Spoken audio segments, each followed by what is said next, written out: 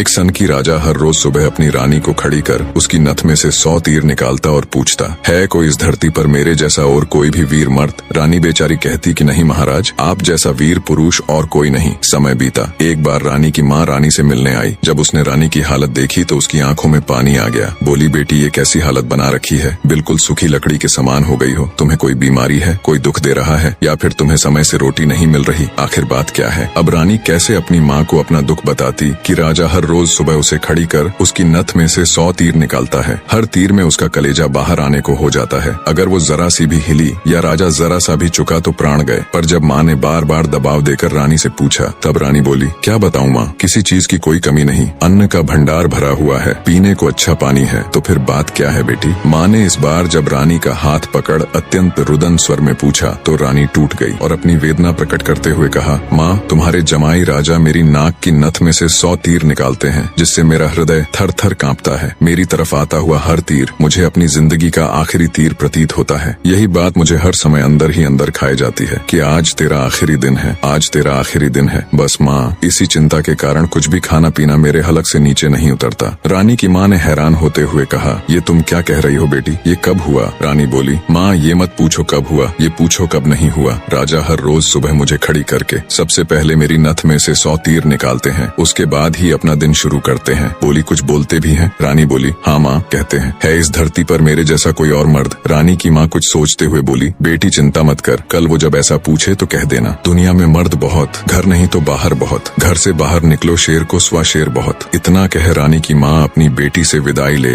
अपने घर चली गई। अब रानी को इंतजार था तो बस अगली सुबह का। राजा ने सोती हुई रानी को हाथ पकड़कर उठाया और कहा, रानी आ जाओ, समय हो गया। रानी ने सोचा, हे भगवान, बस आज और बच जाऊं, फिर तो जो माँ कहकर गई थी वो बोल दूंगी। और उठकर बाग में जाकर आंख बंद करके अपनी नथ पकड़कर खड़ी हो गई। राजा ने रोज की तरह एक के बाद एक 100 तीर रानी की नथ में से निकाले। तीर निकाल राजा बोला, बोल रानी, है दुनिया में मेरे जैसा कोई और शूरवीर मर्द? रानी हिम्मत जुटा बोली, महाराज दुनिया में शूरवीर मर्द बहुत, घर नहीं तो बाहर बहुत, आप बाहर निकल के देखो शेर को सवा शेर बहुत। राजा हैरान होते हुए बोला, ठीक है रानी, अगर यही बात है तो कुछ खाने का सामान दो, मैं जा रहा हूँ बाहर शूरवीर मर्द देखने, मैं भी तो देखूं है कोई मुझसे ज्यादा शूरवीर मर्द इस दुनिया में। थोड़ा बहुत खाने पीने का सामान ले राजा निकल पड़ा। चलते चलते एक कच्चे रास्ते पर हो लिया। थोड़ी दूर ही चला तो आगे देखा एक आदमी रास्ते के किनारे पर लेटा ऊपर की तरफ एकटक देख रहा है। राजा को बड़ा कौतूहल हुआ। ऊपर की तरफ देखा तो उसे सिवाय सूर्य की तेज किरणों के कुछ दिखाई नहीं दिया। गया जिज्ञासावश उसके पास और पूछा, क्यों भाई, ऊपर क्या देख रहे हो?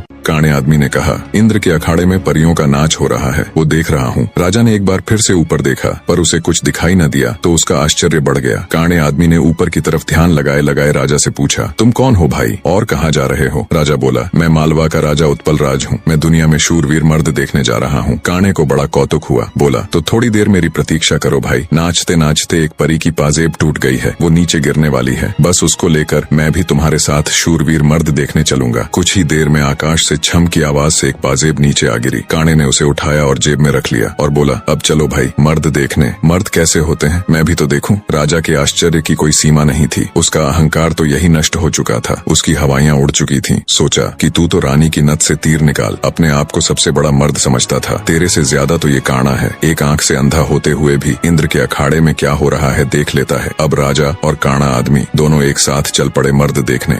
राजा और काणा आदमी अभी कुछ दूर ही चले थे। आगे एक नौजवान व्यक्ति धनुष बाण लिए किसी की प्रतीक्षा में बैठा था। राजा ने उससे भी पूछ लिया, क्यों भाई कैसे बैठे हो? व्यक्ति बोला, अपने दोस्त का इंतजार कर रहा हूँ। राजा बोला, कहाँ है तुम्हारा दोस्त? व्यक्ति बोला, मैंने 100 कोस पर तीर मारा है, उसे लेने के लिए गया है। इतना सुनना था कि राजा के पैरों नीचे से जमीन खिसक गई। कहानी को बीच में रोक आपकी जानकारी के लिए बता दूं, पुराने समय में दूरी मापने के लिए किलोमीटर या मीटर नहीं बल्कि तब के लोग कोसों के द्वारा ही दूरी को मापते थे। उस समय के एक कोस का मतलब आज के लगभग 3 किलोमीटर है। तो नौजवान व्यक्ति ने राजा और काणे आदमी से पूछा, तुम लोग कहाँ जा रहे हो? काणे ने कहा, मर्द देखने। उत्सुकतावश नौजवान ने कहा, तो भाई हम भी चलेंगे तुम्हारे साथ मर्द देखने, बस थोड़ा इंतजार करो, मेरा दोस्त अभी मेरा तीर लेकर आता ही होगा। राजा बोला, 100 कोस से आज ही थोड़े ना आ जाएगा, उसे तो कई दिन लगेंगे। नौजवान ने मुस्कुराते हुए कहा, नहीं मान्यवर, उसे 100 कोस से जाने और आने में सिर्फ 1 घंटा लगता है। थोड़ी ही देर में एक लंगड़ा व्यक्ति नौजवान के द्वारा छोड़ा हुआ तीर हाथ में लेकर आता है। अब राजा को काटो तो खून नहीं रानी की नथ में से तीर निकाल खुद को मर्द सूरमा समझने वाले राजा को अब एक से एक बड़े सूरमा टकरा रहे थे। वो जिस बिल में हाथ डाल रहा था वहीं से सांप फुफकारते हुए निकल रहे थे। एक काना आदमी जो एक आंख ना होते हुए भी इंद्र के अखाड़े में परियों का नाच देख रहा है। एक युवा पराक्रमी नौजवान 100 कोस तक तीर मार रहा है। एक अपाहिज लंगड़ा आदमी 100 कोस की दूरी सिर्फ 1 घंटे में नाप देता है। बोझिल कदमों के साथ राजा अब उन तीनों के साथ आगे चल पड़ता है। चलते चलते वे एक नगर में पहुंचे जहां एक राजा की लड़की का स्वयंवर चल रहा था। स्वयंवर की शर्त थी कि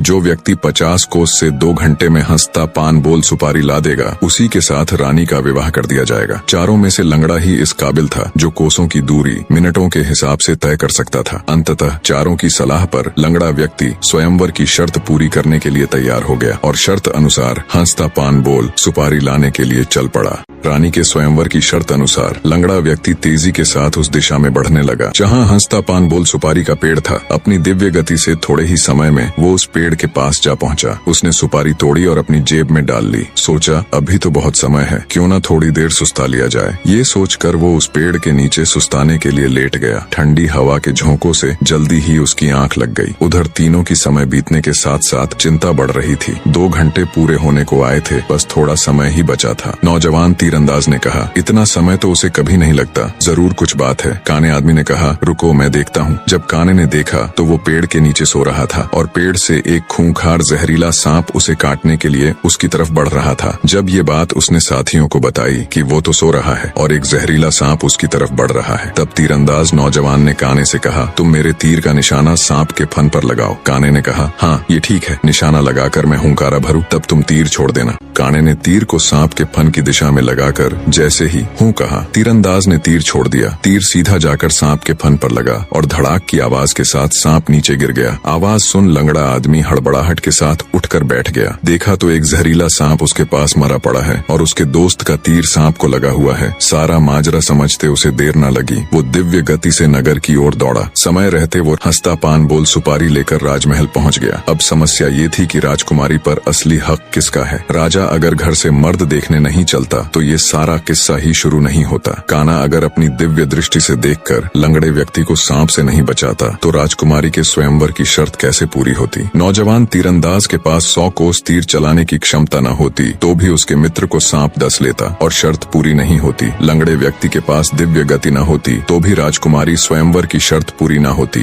राजकुमारी का पति कौन होगा? जब इसके ऊपर उनमें आपस में सलाह मशवरा हुआ तो राजा को ही चुना गया, क्योंकि ये सारी कहानी ही उससे शुरू हुई थी। पर राजा ने अपनी सारी बीती बात बता कहा, मैं पहले से ही शादीशुदा हूँ, इसलिए मैं राजकुमारी से शादी करूँ इसका सवाल ही पैदा नहीं होता। मैं तो तुम सबका शुक्रगुजार हूँ मेरा खोखला वहम तोड़ने के लिए। काने ने कहा, मैं तो इंद्र के अखाड़े में अपनी परियों के साथ ही खुश हूँ और वैसे भी मेरे दिन अब उस ऊपर वाले को याद करने के हैं। बारी आई युवा तीरंदाज की। उसने अपने मित्र से कहा, मित्र, राजकुमारी के साथ तुम्हारा विवाह होना चाहिए, क्योंकि तुमने ही स्वयंवर की शर्त का सीधा पालन किया और राजमहल में शर्त अनुसार हंसता पान बोल सुपारी लेकर आए। इसलिए शर्त के दृष्टिकोण से देखें तो राजकुमारी पर तुम्हारा ही हक बनता है। तीरंदाज की बात सबको सही लगी और सबने सहर्ष सहमति जताई। लंगड़े व्यक्ति के साथ राजकुमारी का विवाह हो जाता है। सभी बहुत खुश थे। राजा सभी को अपने राज्य आने का निमंत्रण दे खुशी खुशी उनसे विदा लेते हैं। अपने मन में वो अब कभी रानी के साथ दुर्व्यवहार न करने की शपथ लेते हैं।